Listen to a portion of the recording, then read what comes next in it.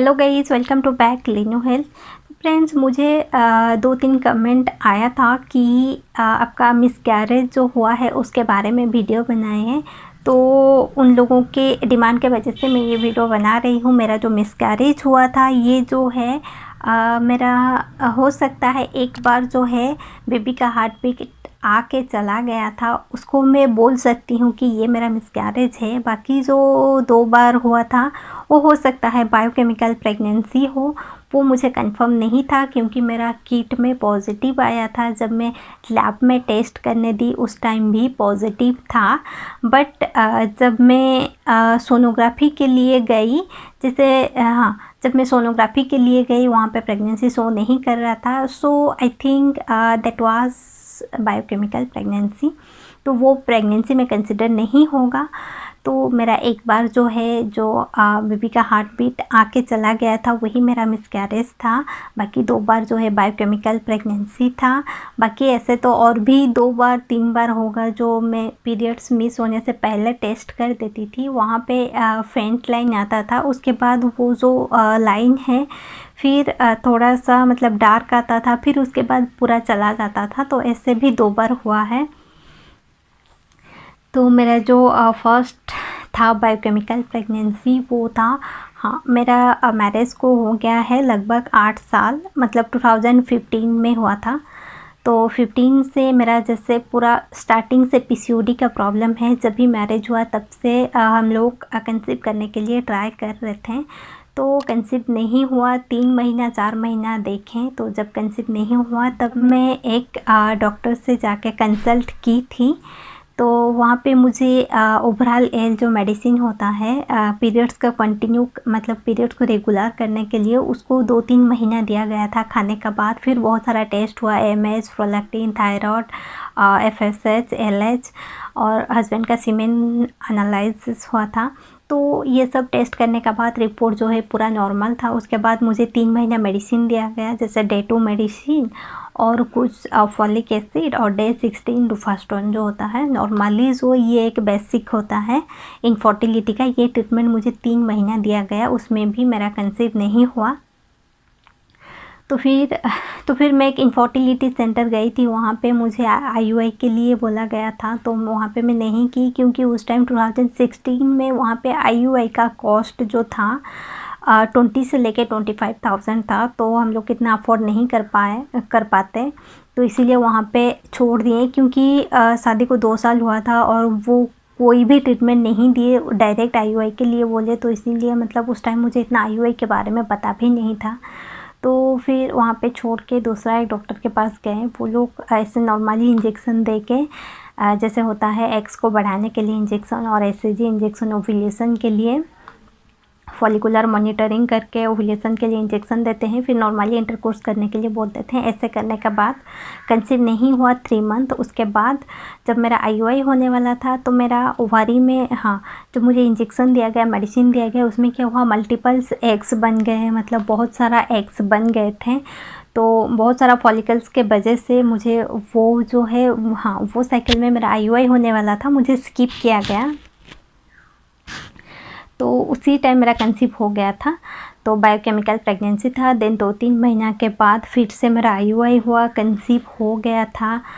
तो फिर मुझे इंजेक्शन के लिए बोला गया था। मेरा एप्लैक टेस्ट हुआ था, वो जो है पॉजिटिव था। तो उसके वजह से मुझे ये दिया गया था, लोनोफिन 40 करके एक इंजेक्शन था, डेली बेसिस में लेना था। मैं थोड़ा मतलब घबरा गई उस टाइम, मुझे इतना पता नहीं था, तो मैं वो इंजेक्शन स्किप कर दी।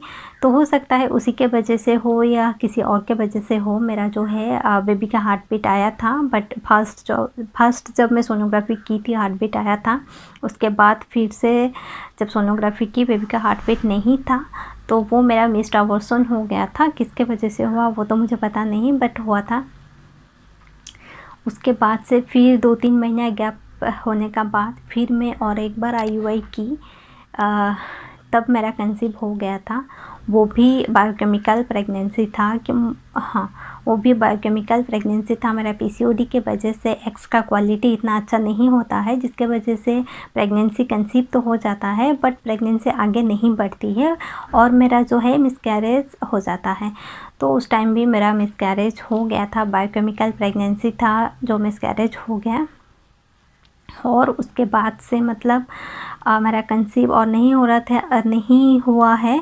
उसके बीच में एक बार मुझे ये हुआ था, गॉल ब्लैडर का स्टोन हो गया था। उसके वजह से मुझे लैप्रोस्कोपी करना पड़ा, ऑपरेशन करना पड़ा और 6 महीना 8 महीना उसके लिए मैं गैप कर दी, कोई ट्रीटमेंट में नहीं थी। उसके बाद फिर जब डॉक्टर दिखाई, वही आई थिंक वो बायोकेमिकल प्रेगनेंसी था जो पीरियड्स मिस होने से पहले पॉजिटिव आया, उसके बाद नेगेटिव आ गया और पीरियड्स 2 दिन डिले होके हो गया था।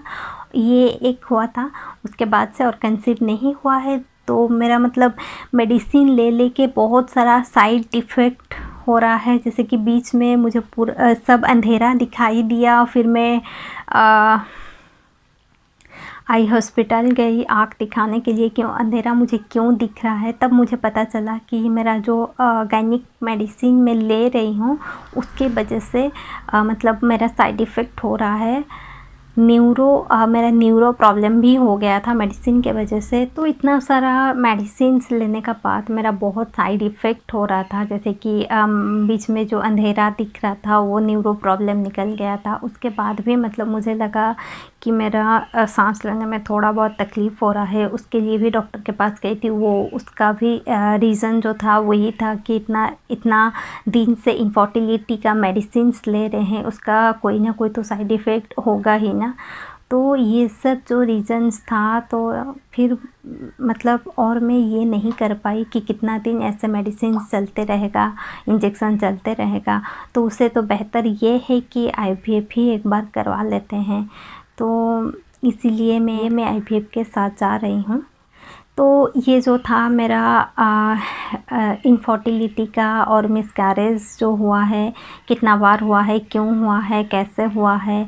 तो ये जो था मेरा ये जो है मेरा इनफर्टिलिटी का स्टोरी है। मिसकैरेज कैसे हुआ था, कितना बार मिसकैरेज हुआ था, तो ये सब मैं आप लोग के साथ शेयर करने का बाद मुझे भी थोड़ा रिलैक्स फील हो रहा है। मतलब ये सब जिसका साथ होता है ना वही फील कर पाता है, मतलब कैसा दर्द है ये।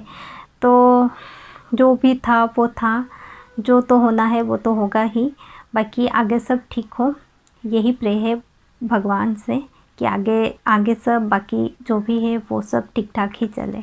तब मैं सोची कि सब छोड़ के अब मैं आईवीएफ करवा लेना बेहतर होगा, क्योंकि डॉक्टर ने भी मुझे यही सजेस्ट किए थे कि इतना टाइम वेस्ट ना करके आप आईवीएफ के साथ ही जाइए, आपके लिए ये बेहतर होगा। तब मैं सोची कि ठीक है, मैं अब इंदिरा आईवीएफ जाने वाली हूँ, क्योंकि मेरा फ्रेंड सर्कल में जो है 2-3 वो लोग इंदिरा आईवीएफ में आईवीएफ किए थे, वो लोग का भी सक्सेस हो गया था। तो वो लोग मुझे इंदिरा आईवीएफ जाने के लिए रेफ़र किए कि वहाँ पे अच्छा ट्रीटमेंट हो रहा है। हो सकता है पैसा थोड़ा ज़्यादा लग जाए बट वहाँ पे ट्रीटमेंट जो है ये अच्छा हो रहा है। आप वहाँ पे जाके दिखा लीजिए। तो उन लोगों का मतलब कॉन्फिडेंस लेवल इतना हाई था, क्योंकि उन लोग का वहाँ पे सक्सेस हो गया था। तो फिर मैं इंदिरा आईवीएफ गई। वहाँ पे जाने के बाद एक बार मेरा मन नहीं माना, तो वहाँ पे जितना भी टेस्ट हुआ मेरा सब नॉर्मल ही निकला। इसीलिए वहाँ पे जाके मैं एक बार IUI की थी, वो आप लोग को तो पता होगा, मैं तो आप लोग को अपडेट भी दे रही थी क्या हो रहा है। तो फिर IUI जो है मेरा फेल हो गया था।